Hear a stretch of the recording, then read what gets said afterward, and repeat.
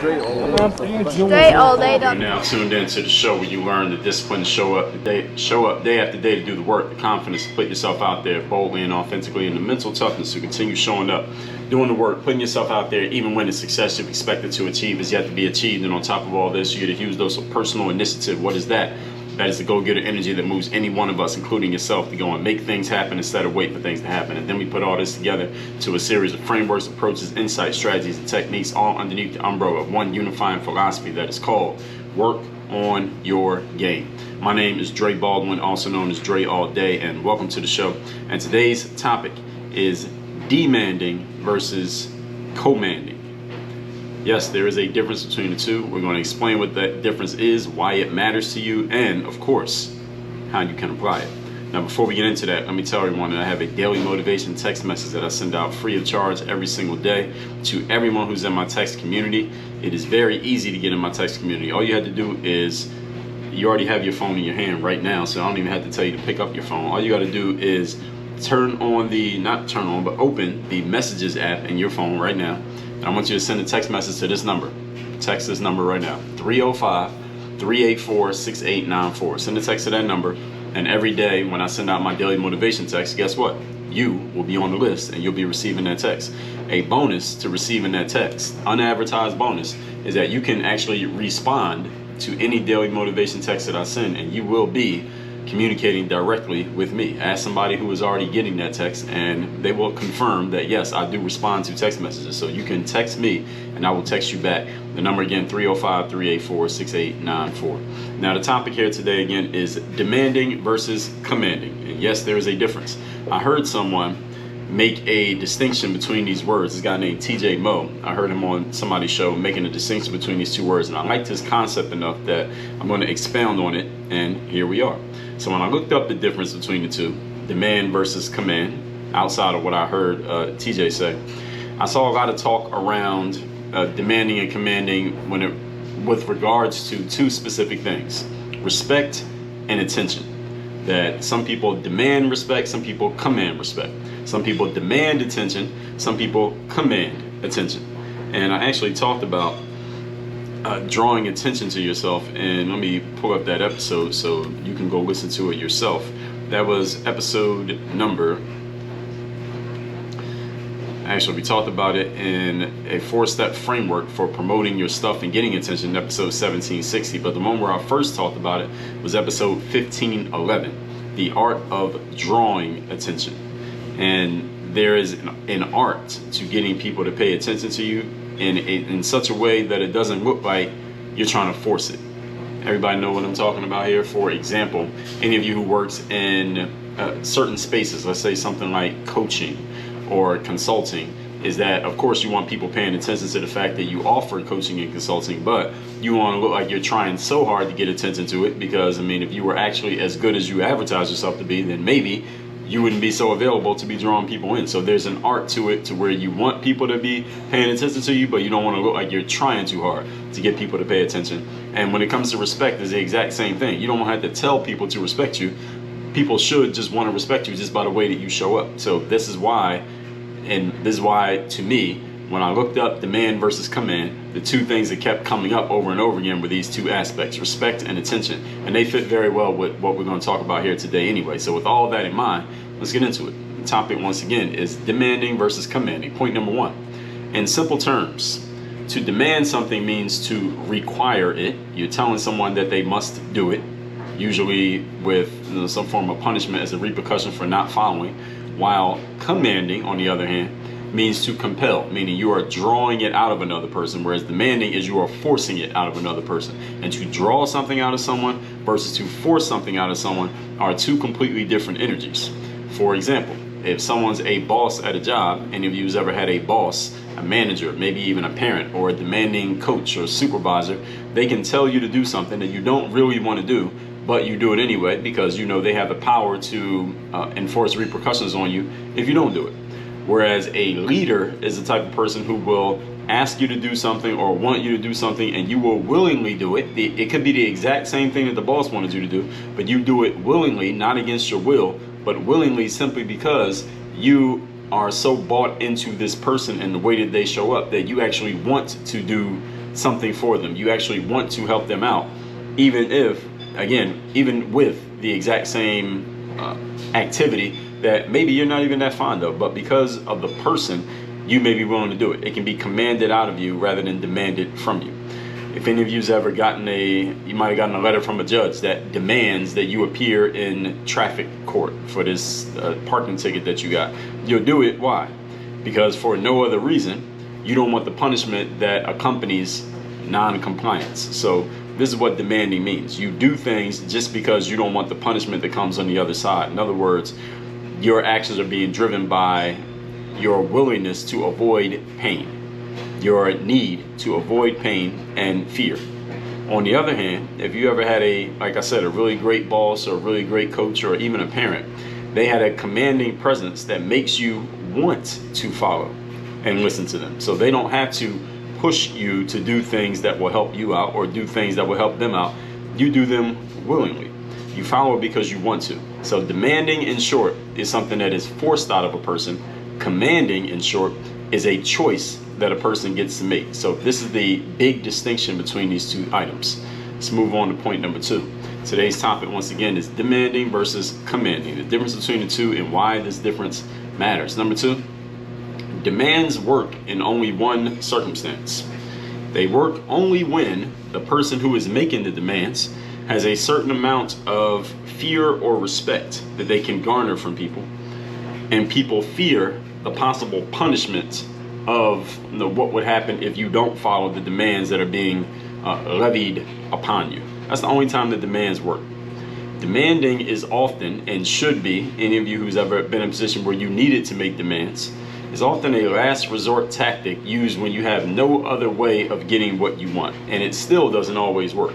It's kind of like if you're let's say you're in some type of dispute with another person, some paperwork type of dispute, and you're trying to negotiate with them, you're trying to work with them, you're trying to communicate with them, nothing's working. The last ditch effort might be you calling a lawyer, and the lawyer is sending what is literally called a demand letter, where you are demanding that this person respond. You're demanding that they pay the money. You're demanding that they take care of this contract. You're demanding that they show up to court. You're demanding some type of communication take place because nothing else has worked. Again, demanding is usually a last ditch effort.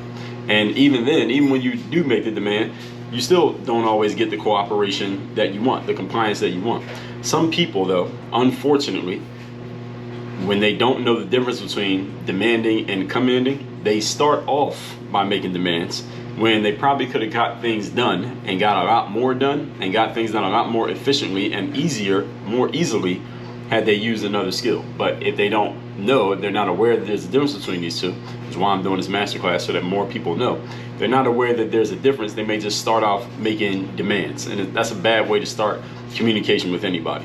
To give you an example, one of my college coaches, he came in between my sophomore and junior years, and he came in not necessarily, it wasn't even necessarily that he was saying things in a demanding, no, let me back up. Not that he was saying things were demanding, but his style of communication was very demanding, not in that he was trying to extract the best out of the players, but in that he wasn't looking for any form of negotiation. He was not trying to garner anyone's respect. He was simply using the fact that he had the hammer in his hand, and he could swing that hammer at any time and knock somebody right out of their situation of being part of the basketball program or getting in the game or being respected by their teammates. And he just used that hammer so often, he was more in a demanding mindset than a commanding mindset. In other words, he could not command the respect or, what's the word I'm looking for? Respect or just the word is escaping me right now, but just getting his players to buy into him. He couldn't command players to buy in. So in other words, he just used demand. And it's not that he was incapable of getting players to buy in. It's just that he never tried. He just went straight to making the demands. And this is the point that I'm making here. Usually demanding should be a last ditch effort, but if you use it as your first thing, that's the first thing that you come in with, usually that's because people don't know that there's another way. And I think this particular coach, I don't think he knew that there was another way. So demanding is often a last resort tactic. And some people, again, they go straight into this because they're unaware of their other options. Another problem with being in the demand mindset is that some people just don't respond well to demands. You can use demands really well on people when you have, again, there are certain punishments and repercussions that those people fear. Therefore, you can just use fear to drive and control them, at least to a certain point. But the problem is, there are some people who don't respond well to that. That when you try to use fear to move them to action, hey, let's just say that they resist. Let's say that they push back. Now they're putting you in a position where you have to do the thing that you're threatening, and if you're not really willing to do it or able to execute on it, now your entire facade falls apart. Some people just don't like being told what to do, even when you're in a position to tell them what to do. Any of you's ever taken any classes on just communication, especially if you're in a leadership position, you know that even though you may be in a position to where you could tell everybody in the room what to do, there are some people who don't respond well to being told what to do, even though they do have to do what you tell them to do. It's better to ask them, even though, again, you and they both know that they need to follow your directions. Again, this is a communication soft skill. If you're not familiar with the soft skills, we talked about that in episodes 1772 through 1776. That is a 5-part series that I call the 21 must-have career soft skills. You don't know what a soft skill is. Those are the skills that you can't really measure with documentation, but they are skills like communication tools and your ability to get along with other people and being empathetic. Those are soft skills, things that you can't necessarily measure, but they are super important, and it is very hard to replace them with a computer or an algorithm or a microchip. So those are skills that, if you read between the lines, folks, those are skills that you really need to have, as more and more computers and algorithms can replace humans at certain jobs, like the checkout counters at grocery stores. Soft skills can't be replaced by computers, at least as of this recording. So you need to develop soft skills, and these need to be the things that you lead with, because these can't be replaced by computers. So go listen to episodes 1772 through 1776, and you will learn more about that and how to use them. So demands are a tool to be used sparingly, folks. You do not come in a room just waving around demands. You want to use these sparingly, not every day and not all the time, because even though you may be able to control some people some of the time with your demands, the problem is you're controlling them with fear, and as soon as they get to a position where they don't have to listen to you anymore, you will never have their cooperation ever again. And again, you want to think long term in your actions, not just what is expedient and what will serve you in the moment. Point number 3, today's topic once again is demanding versus commanding. Commanding, on the other hand, as opposed to demanding, is based more on your energy and your approach than it is based on your authority or based on your ability or threat of punishment. It's about your energy, it's about your approach, and it's about getting people's buy-in. When people buy into you, you command their compliance, you command their respect, you command their attention, meaning they give it to you because you drew it out of them, but you're not forcing them to do it. Commanding is about your presence of who you are being as a person. A key word, being. We talk about that in the mirror of motivation. Who are you being when you show up every day? That's going to be the determining factor of what you do, which of course leads to what you end up having. A simple difference between demanding and commanding, folks, is in the difference between being a boss and being a leader, as I talked about earlier here. A boss makes demands, and people follow those demands because subordinates don't want to face punishment from the boss. A leader, on the other hand, can command compliance, not demand, but command compliance, because others have chosen to follow the leader and want to do what the leader asks of them, even if there is no punishment looming over their head. They will do it anyway, just because they have bought into the leader. They have chosen to follow. I want you to notice that distinction because it's very important. Point number 4. Today's topic, once again, is demanding versus commanding. Demanding is a status and title game. That's what demanding is all about. You're only able to demand when you have a certain level of status or you have a certain title that certain people have to follow. But not everybody has to follow your status or your title. Your title or status may apply to some people in the room, but it may not apply to everyone in the room. That's why it's a volatile game to play when all you're using is demand, demand, demand, because there are certain people who don't need to follow your demands, and certain people who just don't want to be demanded to do anything. They will go against you just out of sheer perversity, and or because they just don't like to be communicated with in that way. So you got to understand that your demanding is limited by the number of people who actually have to follow behind your status and your title. And as soon as you come across people who don't, then you're going to have a problem. and you get too used to using demands all the time with people, eventually, inevitably, you're going to run into someone who doesn't have to follow your demands, and then you're going to be at a loss for words and a loss for actually producing results, because they don't have to listen to you, and you don't have any other skills, and you don't have any other processes through which to communicate.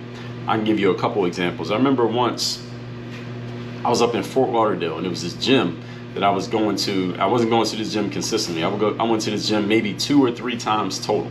So since I didn't have a membership to the gym, it was one of those gyms. It was a basketball gym, and it was a gym where you would go and you would pay at the front desk. It was like $5 or $10 for the day you pay, and then you get access to the gym for just that one day. And this is like one of those neighborhood, it was like a neighborhood community center type gym. This wasn't like an LA Fitness or Equinox or anything like that. So I go to this gym. I remember it was maybe either the first or second time that I went there.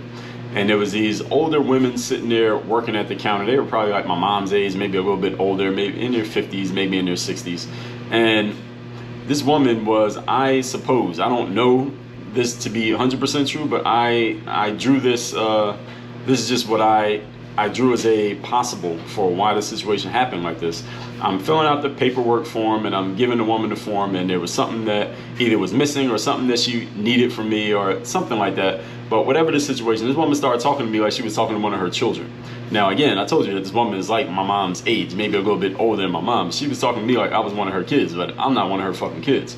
And I had to check this woman, and I told her, like, yo, because, and this is what I'm saying, I think they are used to having young kids come in there, because I remember the second day that I went to this gym, I'm in the basketball court by myself practicing, and then some younger guys came in there, and they started playing basketball on the other court, and they were younger guys. So at this time, I'm probably 30-ish, something, early 30s. These guys were like 19, 20, younger dudes. So I'm assuming that that woman was used to guys who were around that age coming in there, and maybe she was used to getting away with talking to them like that. But I don't get talked to like that, and I had to tell this woman, like, yo, I ain't no fucking kid, like, you want to stop speaking to me like that? And she just basically got quiet. And we ended up taking care of what we needed to take care of, and I went in and used the gym. And I'm sharing that, and I'm just thinking of it as I'm talking about it now, because I think this woman was used to just talking to people like that and getting away with it. But again, this is my point. When you're used to talking to people like that all the time, eventually you're going to talk to somebody like that who isn't going to respond well to it. And now what are you going to do? If you have no other tools, you have no other options. Give you another example. Years back, there's this building I lived in where my condo had carpeting.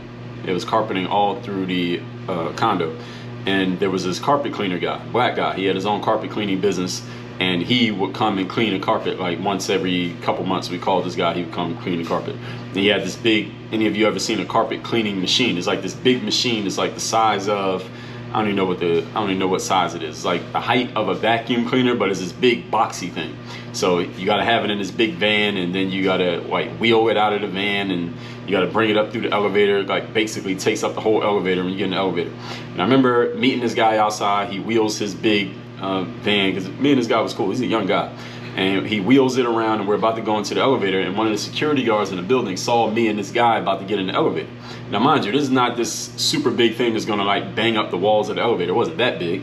It wasn't taller than a person. It was like, it probably comes up to maybe about your rib cage. That's how tall the machine was, and about a little bit wider. If you put about a little bit wider than maybe about twice as much as your hips for a man. And the security guard sees us, and he's like, hey, y'all can't bring that machine into the elevator like that. And I'm like, what are you talking about? He said, well, to bring a machine like that in the elevator, you got to reserve the elevator and go through management and this and that. And I said to him, dude, all we're doing is wheeling it in there. He's going to wheel it right out. It's not going to touch anything. We're not going through management to have him come in. And besides that, and I also said to the security guard, I already paid this guy. So even if I was going to follow what you're saying here, I'm still not doing it, because I already paid this dude and reserved his time. And he said, well, I'm telling you that you can't do that. And I said, well, I'm telling you that I am going to do it. And he didn't have anything, the security guard didn't have anything else to say. And he just kept on. And he never said anything else to me the rest of the time I was living there. I remember I would still see him all the time. Whenever I would go up and down the elevator, and he would never say anything else to me after we had that brief exchange. And there's another example of when you're used to being in that situation, and people who work in these kind of jobs where they are used to having authority with almost everyone they come across, security guards, teachers, Those are the first two people that I'm thinking about. Like this woman at this community center. Again, I think she was used to working with a lot of youth, a lot of people who are probably her grandkids' age. So she was just used to just saying what she wanted to them and getting compliance. When you eventually run into someone who is not conditioned to comply, and you don't have the commanding ability, all you have is the demanding ability, what do you do when you have no other tools? If you don't have status over that person and they don't have to listen to you, now you are like an asshole because you don't know how to communicate. See, commanding is something that anybody can use at any time. You don't have to know somebody. You don't have to be. You don't have to have any status over them. You don't even have had to run into them at any point ever before in life. It's just the way that you show up makes people want to follow. It makes people want to listen. Give you another example of someone doing it the right way. Back in, this is probably around 2005, 2006, and I wrote about this in my book, Work on Your Game. If you haven't read that book, it is right here. As a matter of fact, I just ordered a bunch more copies of this book. So if you haven't read this book, this is my 250-page book where I laid out the entire Work on Your Game philosophy, where it came from through my story, and how the philosophy exists and why it exists the way that it does. It's not a memoir, it is a business book, but I tell my story in there. So that's the closest thing you're going to get to a memoir from me, at least as of this recording. But anyway, I talk about it in this book. I was at a LA Fitness in Philadelphia, Andorra LA Fitness. I don't know if it's still in LA Fitness now, but I was playing ball there one day. At this point, I'm probably about 23-ish. I just came back from my first job playing ball overseas. And this guy approached me in the locker room. We had been playing pickup all day, and me and him have been on the same team. He's an older guy. He's probably in his 30s, maybe 35, 36-ish. So he's a generation ahead of me. And he approached me in the locker room. I'd never seen this dude before. I'd never seen him since. And I wrote about this in the book. And he basically gave me some game. He said, Dre, look, you're a good player, but sometimes you were coasting out there. Sometimes you were kind of not playing hard. You are talented enough to be better than most of these players on the court, but you were sometimes, not giving your best effort you weren't giving your best effort every single play or every single game. And I listened to this guy and took in what he was saying. And by the time I wrote my book, Work on Your Game, like 15 years later, I still remembered that exchange and wrote about it in my book. Not because I know this guy. Again, I never saw him before that day, and I never saw him again after that day.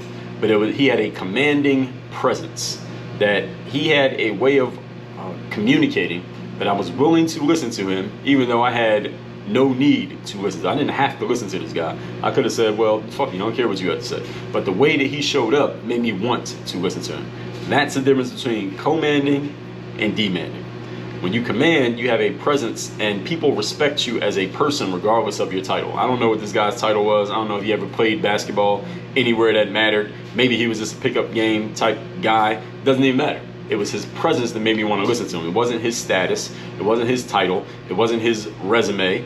It wasn't any of that. It was the way that he showed up. And that's what commanding is about. And when you have a commanding energy, you don't need to demand anything, because people will just give it to you, such as attention and respect and their ears to listen to you. Like I listened to that guy that day.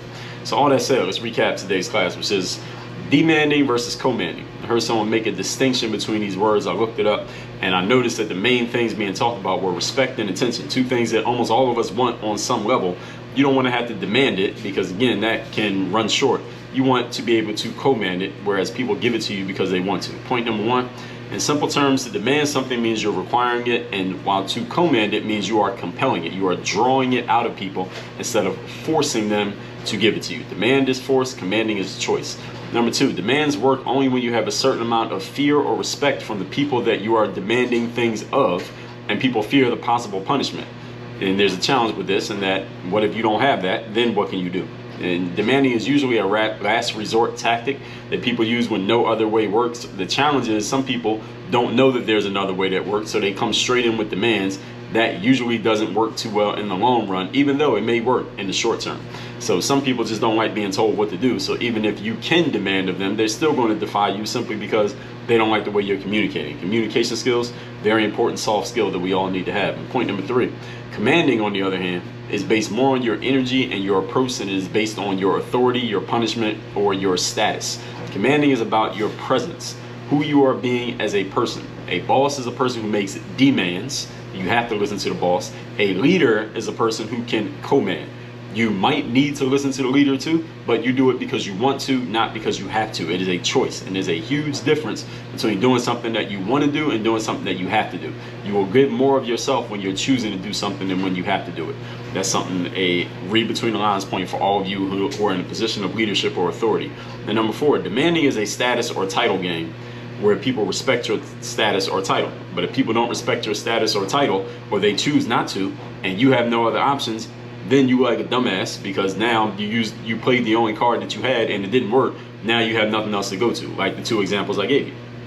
Commanding, though, you are not playing a status game. You are bringing your certain presence where you don't even have to have status or a title, and people are willing to listen to you anyway. And that lasts a lot longer, and it's much more malleable, and it can work in a lot more places, like the example that I gave you. So when you go out into the world these days, you don't have to have authority over anybody. Just the way that you show up will either command respect out of other people, or it won't. Simple as that. All that said, 3 things for you to do. Number 1, text me, get my daily motivation text. My number is 305-384-6894. I guarantee you it will keep you focused, sharp, and on point every single day. Number 2, subscribe to get my Bulletproof Bulletin monthly magazine straight to your physical doorstep. Yes, physical doorstep every month. I'll give you your first issue completely for free. After that, we'll send you a brand new one every single month. That is the deepest, newest game that I'm giving to everyone who is subscribed to either in my mastermind, or if you just want to subscribe to the magazine, go to bulletproofbulletin.com. And number 3, join my university, my Bulletproof Mastermind, or work with me one-on-one so we can take your game to the next level. I know you like listening to the show and you're getting value from the show. You're ready to work on your strategies to make sure you are actually working with accurate formulas that will get you to the outcomes you want. Accountability, to make sure that since we have a strategy, you're actually applying it, you're actually doing the stuff you're supposed to do on a day-to-day basis, and you're working with formulas and processes and disciplines that will actually get you to do it. And your execution of actually doing the stuff the right way that's going to lead to the outcomes you want. Strategy, accountability, execution. Join me in my Bulletproof Mastermind. The way you join is by going to workonyourgameuniversity.com. So you got that? Text me, magazine, Bulletproof Bulletin, and my mastermind, Bulletproof Mastermind. Work on your game. Dre all day.